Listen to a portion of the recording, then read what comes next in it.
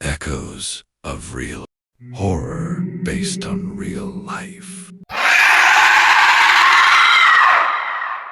This happened about 2 years ago, and even now, I still don't feel safe talking about it. I used to live in a small rented house in a quiet neighborhood far from the main city. It was old, not abandoned, but definitely forgotten. The landlord was in a hurry to rent it out. No questions asked. Cheap price.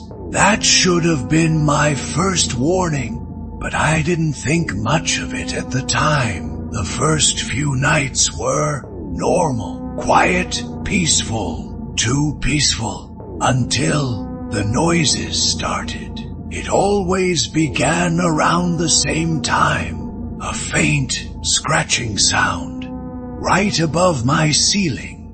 I thought it was just rats. Cold house makes sense, right? But the sound wasn't random. It was like something was moving, crawling slowly every night. It got louder and closer. I decided to record it. I placed my phone on the bed and waited. 2:30 a.m. Right on time. The scratching started again. That he turned to Sima.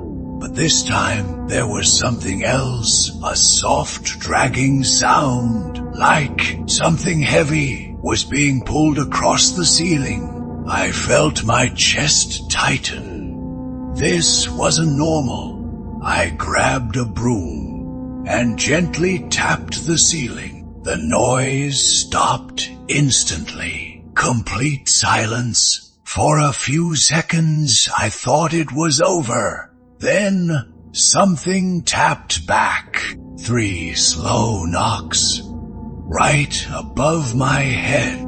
I froze. My hands started shaking. That was not a rat.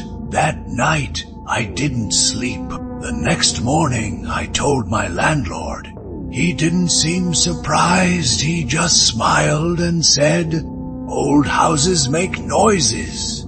Then he quickly changed the subject. That was the second warning, but I ignored it. A few nights later, things got worse. I woke up suddenly. No sound, just a strange feeling, like someone was watching me. I looked around the room. Everything seemed normal until I noticed the ceiling. There was a slight bulge right above my bed, like something was pressing down from above. My heart started pounding slowly. The bulge moved from one side to the other, following me. I couldn't breathe. I grabbed my phone, turned on the flashlight, and pointed it at the ceiling.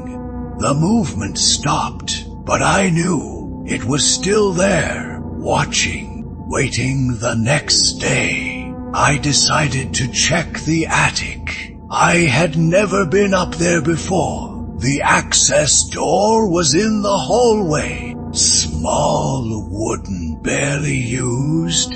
It took me a while to open it. It felt stuck, like it didn't want to be opened eventually. It gave in. A cold, foul smell hit me instantly. I covered my nose and slowly climbed up. It was dark, too dark. My flashlight barely reached the corners. And then I saw it. Marks, deep scratch marks, all over the wooden beams.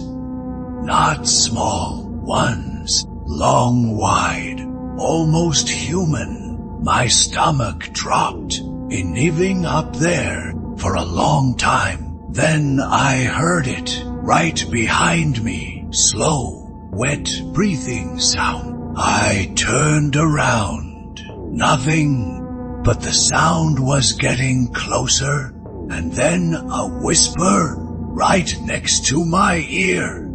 You found me. I didn't look back.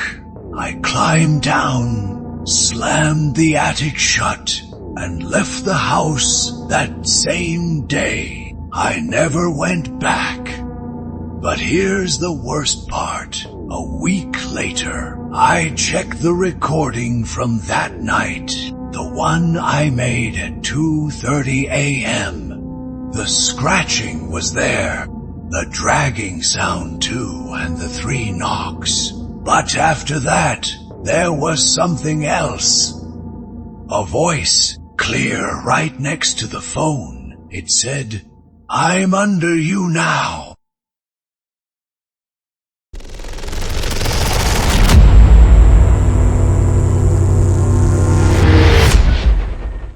Echoes of real horror based on real life.